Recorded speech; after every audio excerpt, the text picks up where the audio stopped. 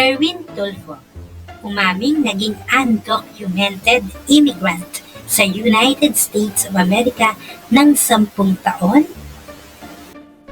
Umalis po ako ng Pilipinas para mag-TNT po ako sa Amerika. Tago ng tago. Umalis po ako ng Pilipinas para mag-TNT po ako sa Amerika. Tago ng tago. Nag-TNT po ako roon. Pag-amin ni Tulfo, gamit ang Filipino term na tago ng tago para sa mga illegal immigrants sa United States of America. Kayo na po ang bahalang humusga. Inamin ni House Deputy Majority Leader at ACT-CIS Party List Representative Erwin Tulfo na nanirahan siya sa Estados Unidos ng 10 taon bilang isang undocumented immigrant. Sa kanyang radio program sa Punto Asintado Reload, ibinahagi ni Tulfo na bumiyahe siya patungong US noong 1986 gamit ang tourist visa matapos makaranas ng matinding kahirapan bilang isang batang ama sa Pilipinas. Tumigil lang ako sa pag-aaral. Nagtrabaho ako sa dyaryo.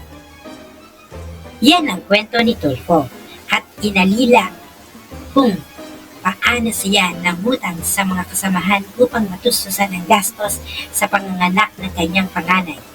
Dahil hindi sapat ang kinikita sa pagiging mamamahayag, naghanap siya ng mas magandang oportunidad sa ibang bansa. Bagamat una niyang pinag-isipan ang pagpunta sa Saudi Arabia sa tulong ng kanyang tiyahin, ay napunta siya sa Amerika. Nag-TNT po ako roon. Pag-amin ni Tulfo, nagtrabaho si Tulfo sa iba't ibang larangan tulad ng pagiging bagger, janitor, caregiver, at warehouseman.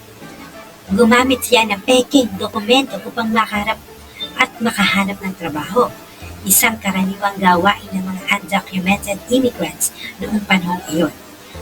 Pagbalik sa Pilipinas, muling ipinagpatuloy ni Tulfo ang karera bilang mamamahayag at kaulaunan ay naging tanyag na personalidad sa public service.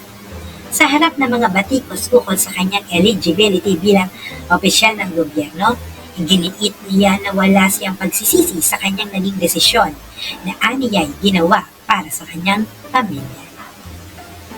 Erwin Tashiba Tulfo is a Filipino politician, a former news actor, broadcaster, and columnist.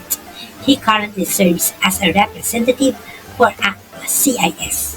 Ipinanganak noong August 10, 1964 sa Pilipinas.